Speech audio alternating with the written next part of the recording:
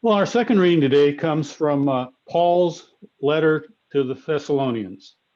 We need to know this is a letter and written by Paul to a new church that he had established in Thessalonica. So let's listen for God's word to us, but listen through Paul's voice. You yourselves know, brothers and sisters, that our coming to you was not in vain. But though we had already suffered and been shamefully mistreated at Philippi, as you know, we had courage in our God to declare to you the gospel of God in spite of great opposition. For our appeal does not spring from deceit or impure motives or trickery, but just as we have been approved by God to be entrusted with the message of the gospel, even so we speak, not to please mortals, but to please God who tests our hearts. As you know, and as God is our witness, we never came with words of flattery or with pretext for greed, nor did we speak praise for mortals, whether from you or from others. We thought we might have made demands as apostles of Christ, but we were gentle among you, like a nurse tenderly caring for her own children. So deeply do we care for you that we are determined to share with you not only the gospel of God, but also ourselves, because you have become very dear to us. The gospel of the Lord. Praise to you, O Christ. First Thessalonians is one of those little tiny books in the back of the Bible. You can't hardly find it unless you have the tabs to mark all the books of the Bible, or you look in the index to see what page it's at. However, this little book is important both for its history and its message. You may not realize as we were reading this text today, this is where writing of the New Testament started. I'd like to share with you a slightly edited and reduced version of Ray Collins' introduction to First Thessalonians, so we can appreciate both the book and Paul's message. Now, this book was written about 50 Common Era, so it's about 20 years after the death and resurrection of Jesus, and 20 years before the Gospel of Mark, which is the oldest of the four Gospels. So it's actually written well before the Gospels were written. Paul's first letter to the Thessalonians is the oldest existing piece of Christian literature. Early on during his second missionary journey, Paul, accompanied by Silas, visited Thessalonica, which was the capital of the Roman province of Macedonia. They preached in the Jewish synagogue, with results that some Jews and a large number of Gentiles became followers of Christ. In his gospel, Luke seems to suggest that Paul spent only a very short time in Thessalonica before, quote, difficulties, unspecified difficulties, occurred, and he and his companions left the city. But the letter shows that in the relatively short time he was with them, Paul developed a deep family-like affection for the Christians of Thessalonica. 14 times he addresses them as his brothers and sisters. He is like their mother or father, and he compares this separation from them to that of an orphan separated from its family. Such affection caused Paul to be so concerned for these newly evangelized Christians that he had an intense desire to return to Thessalonica. But being in jail, he was unable to. Therefore, he sent his faithful companion Timothy to encourage and support the members of the community in their Christian life. Timothy returned with a generally positive report about the situation, but he seems to have hinted at a deficiency in the Thessalonican life of faith. Timothy's report prompted Paul to write this letter. At the time, Christians did not yet write about the gospel message. They were strictly doing things orally. But Paul was a Hellenistic Jew, meaning he had a Greek background. Greek culturally commonly used letters. It was a way of being present with someone when physical presence was impossible, a way to stay connected. His letter generally adopts the style of a Hellenistic personal letter, one that seems to be written by a friend to a friend. Written in a classic style with an opening and a closing salutations and expressions of thanks and joy. The letter speaks about Paul's absence and his intense desire to be present with them. These and other traits common to ancient letters confirm that 1 Thessalonians is a real letter.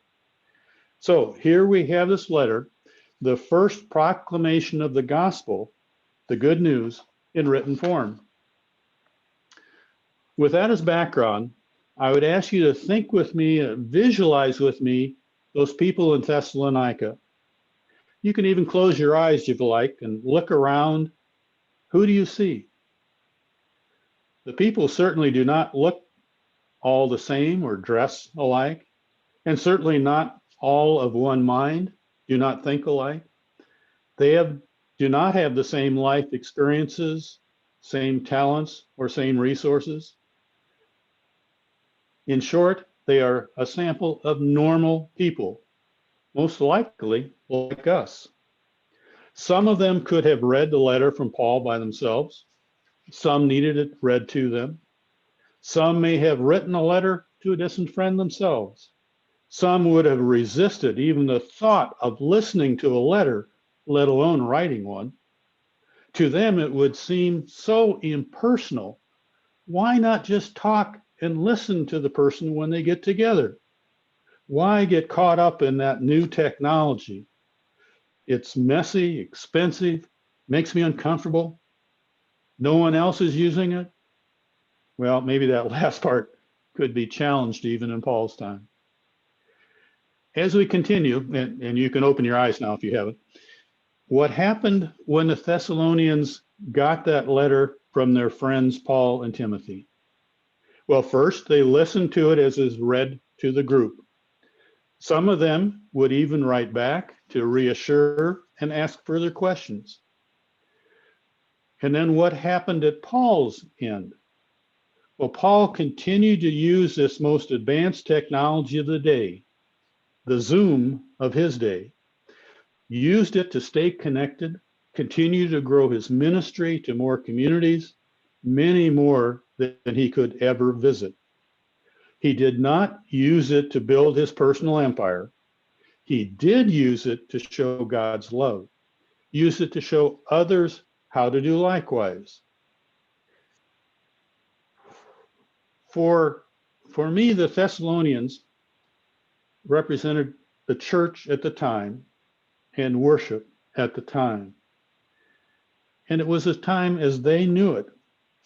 So, does this batch of letters represent an ending of church as they know it, so early after it started? Not everything changed, but a new era had arrived. Change at the very beginning of the church. How interesting. Now, I'd like you to do a second visualization exercise with me. And I would like you to look with me into a mirror at a time not that long ago. Let's say last December or January. We were not getting many letters anymore. Maybe some Christmas cards and letters from old friends and bills. Mail still works for bills. But we are not getting many real letters. Mostly what we got now we lovingly call junk mail. Of course, now we get way too many emails and texts. Yet I think you will admit that these and other ways of staying connected and learning about the outside world had developed as staples in our lives. I suspect that you, like me, watch television, listen to the radio, maybe even podcasts from time to time. I also attended church at 2911 Berlin Station Road on a very regular basis last December and January. Many of you did also. Attended a service that continued to look and feel very familiar and comfortable to me. Even if the great reformer Martin Luther, who we acknowledge on this Reformation Sunday, came, I suspect he could have, if we gave him a translator, after more than 500 years, still follow what we were doing reasonably comfortably. We, or our choir, might even sing one of his famous hymns, as we will do later. Then we got the letter, our COVID-19 letter, delivered in modern way with news broadcasts, press conferences, government decrees. Interestingly, as a side, I think the Presbyterian was actually been sending letters to us. I think they're about the only one who's actually been sending letters to us, although mostly electronically. I'm not exactly sure what that means, but we'll think about that another time. In any event, among other things, we were told to stay home, no large gatherings, no singing, wear a mask. Many of us felt like church as we knew it had ended. Can you visualize what you thought and felt back then? Maybe some fear, some anxiety, some anger, sadness, or some combination of all of those. But life moved on. The current question might be, how have we, the modern day Thessalonians, responded? To answer that, I would like you to do kind of a third visualization exercise with me. And you don't need a mirror for this one. This one is real time. Look around yourselves. Most of you are there. You are there in that little rectangle. The short answer to how we have responded is we have adapted. No, I should say we've more than adapted. I'm pleased that we have said, yes, we can, and not said, no, we won't. We have adapted our worship. As an aside, remember when Zoom was something kids said when they were playing with their toy cars and trucks? Words sure change their meaning quickly sometimes. In any event, we have adapted. Is our worship experience perfect? Does it have its shortcomings in this means? Certainly. Is it painful when the internet drops out again? Absolutely. But our worship of God together is no less authentic. Are our community times together and our committee and session meetings different? Certainly are.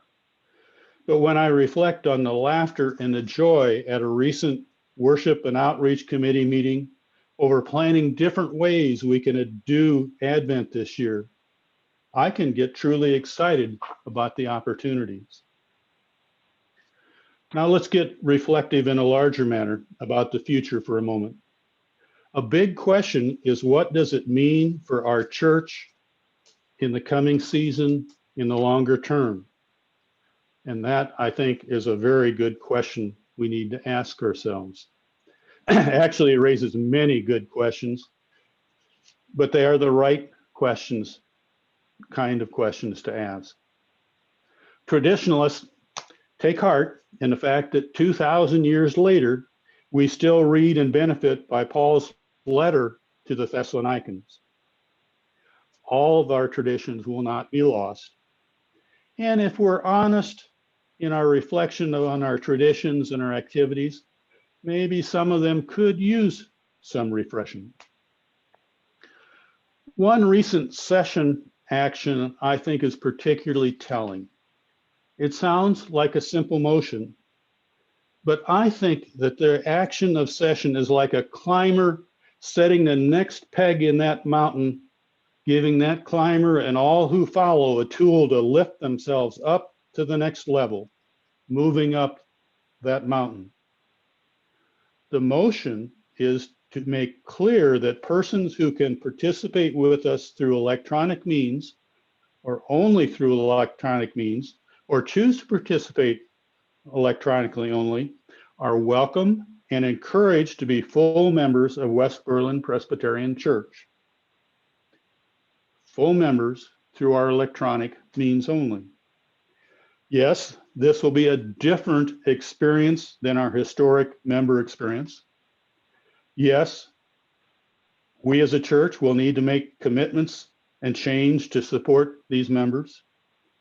This will require us, even after the pandemic is long gone, to adapt to and support all members in new ways. You can ask yourself, will we look like the big guys with professional staff members running cameras and sound systems, multiple person staffs for operating webcasts and social media presence, making sure each Sunday our makeup and lighting is right for the camera? No, not likely. We need not. But we do need to work hard, do the hard work of being the best small, strong church with a big heart we can be. A final visualization exercise. Can you visualize the future church, the future Christian church at large?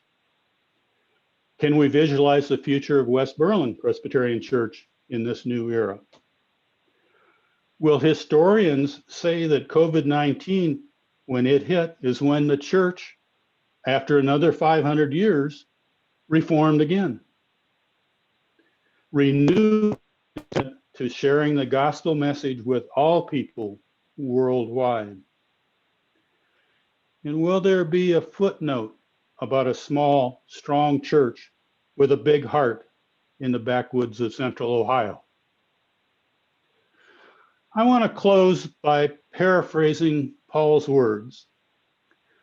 Think about this as a new letter that we just received from Paul. In Paul's new letter to us on this Reformation Sunday 2020, he says, "You yourselves know, brothers and sisters, that our efforts are not in vain. But though we had already suffered, been uncomfortable, and maybe even been shamefully mistreated, we have courage in our God, courage to declare the gospel of God in spite of great opposition." May it be so. Amen.